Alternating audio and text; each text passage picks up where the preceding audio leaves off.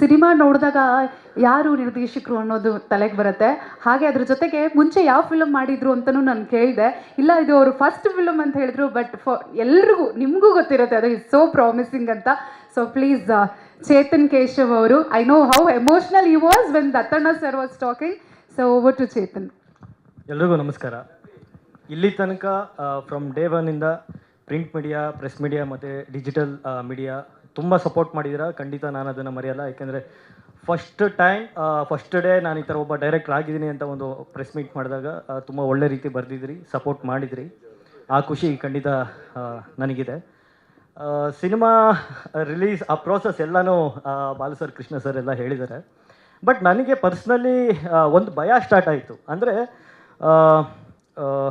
Cinema release ಆದಮೇಲೆ content ಯಾಕೆ, ಅದು ಯಾಕೆ, ಮಾಸ್ ಇಲ್ಲ, ಲೆಂತ್ ಇದೆ, ಈ ಥರ ಸುಮಾರು ಮಾತುಗಳು ಬರ್ತಾಯಿತ್ತು. ಬಿಟ್ಟರೆ ಚಿಕ್ಕ ಚಿಕ್ಕ ಪ್ರಯತ್ನನೂ ಕೂಡ ಅವತ್ತಿಗೆ ರಿವ್ಯೂ ಮಾಡ್ತಿದ್ದಂಥ ನಮ್ಮ ರಿವ್ಯೂವರ್ಸು, ಒಬ್ಬರ ಹೆಸರೇನೋ ಇದೆ, ಕನ್ನಡಿಗ ಸಮಥಿಂಗ್ ಏನೋ ಇಟ್ಕೊಂಡಿದ್ದಾರೆ ರಿವ್ಯೂವರು.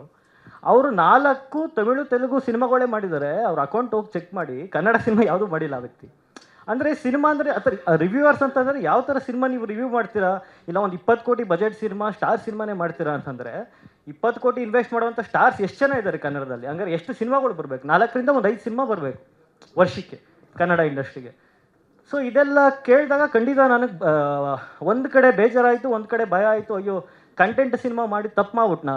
ಇದೇ ಇನ್ನೊಂದು ಸ್ವಲ್ಪ ಎಫರ್ಟ್ ಹಾಕಿ ಮಲಯಾಳಮೋ ಇಲ್ಲ ತೆಲುಗುಗೋ ತಮಿಳಿಗೋ ಹೋಗಿ ಅಲ್ಲೇ ಮಾಡಬೇಕಿತ್ತು, ಇಲ್ಲಿ ಬ್ಲಾಕ್ ಬಸ್ಟರ್ ಆಗ್ತಿತ್ತೇನೋ ಅನ್ನೋ ಒಂದು ಯೋಚನೆ ಕೂಡ ನನ್ನ ತಲೆಗೆ ಬಂದ್ಬಿಡ್ತು. ನಂತರ ನಾನು ಕೂಡ ತುಂಬ ಬೇಜಾರಲ್ಲೇ ಇದ್ದೆ. ಯಾಕೆಂದರೆ ಯಾಕೆ ಕಂಟೆಂಟ್ ಸಿನಿಮಾ ನೋಡ್ತಾ ಇಲ್ಲ ಅಂತ. ನಾನು ಬಂದು ನಮ್ಮ ಗುರುಗಳು ಬಂದು ನರ್ತನ್ ಸರ್, ಸೊ ಮಫ್ತಿ, ಆ ಒಂದು ಪ್ರಶಾಂತ್ ನೀಲ್, ಆ ಒಂದು ಬ್ಯಾಚಿಂದ ಆಚೆ ಬಂದಿರುವಂಥ ಒಬ್ಬ ಹುಡುಗ. ನಾನು ಮಾಸ್ ಮಾಡಬೇಕು, ಕಮರ್ಷಿಯಲ್ ಸಿನಿಮಾನೇ ಮಾಡಬೇಕು ಅಂದರೆ ನಾನು ಚೆನ್ನಾಗೇ ಮಾಡ್ತೀನಿ. ಅದು ಲವ್ಲಿಲೂ ಕೂಡ ಆ ಒಂದು ಗ್ಲಿಮ್ಸಸ್ನ ನಾನು ತೋರಿಸಿದ್ದೀನಿ. ಬಟ್ ಮೊದಲನೇ ಪ್ರಯತ್ನ ಹಿಂಗೆ ಆಗೋಯ್ತಲ್ಲ ಅನ್ನೋ ಭಯ ಖಂಡಿತ ನನಗೆ ಫಸ್ಟ್ ವೀಕ್ ಇತ್ತು. ಬಟ್ ಸೆಕೆಂಡ್ ವೀಕಿಂದ ಏನಾಯಿತು, ಜನಗಳ ಸಪೋರ್ಟ್ ಹೆಂಗಿತ್ತು ಅಂದರೆ ಖಂಡಿತ ನಾನು ಕಂಟೆಂಟ್ ಸಿನಿಮಾಗಳನ್ನೇ ಮಾಡ್ತೀನಿ. ಕಂಟೆಂಟ್ನ ಖಂಡಿತ ನಾನು ಬಿಟ್ಕೊಡಲ್ಲ. ಏಕೆಂದರೆ ಆ ಒಂದು ಧೈರ್ಯನ ಇಡೀ ಕನ್ನಡ ಜನತೆ, ಎಷ್ಟು ಜನ ನೋಡಿರೋ ಸಂಖ್ಯೆ ಕಮ್ಮಿ ಇರ್ಬೋದು, ಬಟ್ ನೋಡಿರೋಂಥ ಅಷ್ಟು ಜನರು ಕೂಡ ಅದ್ರ ಬಗ್ಗೆ ತುಂಬ ಒಳ್ಳೆ ಮೆಚ್ಚುಗೆನ ಕೊಟ್ಟಿದ್ದಾರೆ. ಸೊ ಥ್ಯಾಂಕ್ ಯು ಎಲ್ಲ ನಮ್ಮ ಕನ್ನಡ ಜನತೆಗೆ ಥ್ಯಾಂಕ್ಸ್ ಹೇಳೋದಕ್ಕೆ ಇಷ್ಟಪಡ್ತೀನಿ.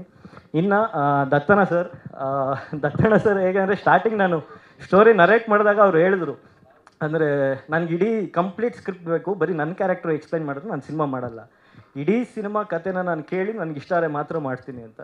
ನಂತರ ಅವ್ರು ಒಪ್ಪಿ ಇವತ್ತು ಸಿನಿಮಾ ಮಾಡಿದ್ದಾರೆ. ಅವ್ರ ಬಾಯಿಂದ ಸಿನಿಮಾ ಬಗ್ಗೆ ಮತ್ತು ನನ್ನ ಬಗ್ಗೆ ಅವ್ರೇನು ಮೆಚ್ಚುಗೆ ಕೊಟ್ಟರು, ಮತ್ತು ಈ ಥರ ಕಂಟೆಂಟ್ ಸಿನಿಮಾ, ಈ ಥರ ಒಳ್ಳೆ ಸಿನಿಮಾನೇ ಮಾಡು, ಈ ಥರ ಒಂದು ಒಳ್ಳೆ ಕ್ಯಾರೆಕ್ಟರ್ಸ್ನ ಹಿಟ್ಟು ಮಾಡು ಅಂತ ಹೇಳಿದ್ರಲ್ಲ. ಸೊ ಖಂಡಿತ ನಾನು ಗೆದ್ದಿದ್ದೀನಿ ಅಂತ ಹೇಳೋದಕ್ಕೆ ಇದೊಂದು ಆಶೀರ್ವಾದ, ದತ್ತಣ್ಣ ಸರ್ ಕೊಟ್ಟಿರೋ ಆಶೀರ್ವಾದ ಸಾಕು ನನಗೆ. I am very happy and very blessed. ಇನ್ನು ಅಭುವನಸ ಸಂಸ್ಥೆ ಅಂದರೆ ನನಗೆ ಇವಾಗ ಒಂದು 29 ವರ್ಷ, ಅಂದರೆ 3 ವರ್ಷದಿಂದ 26-27 ವರ್ಷದ ಹುಡುಗ ನಾನು.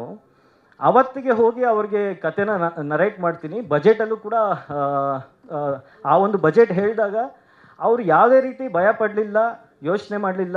ಕತೆ ಚೆನ್ನಾಗಿದೆ, ಅಂದರೆ ಡೈರೆಕ್ಟ್ರಾಗಿ ನೀನು ಮಾಡ್ತೀಯಲ್ವೋ ಗೊತ್ತಿಲ್ಲ, ಅದು ಸಿನಿಮಾ ರಿಲೀಸ್ ಆದಮೇಲೆ ಗೊತ್ತಾಗುತ್ತೆ.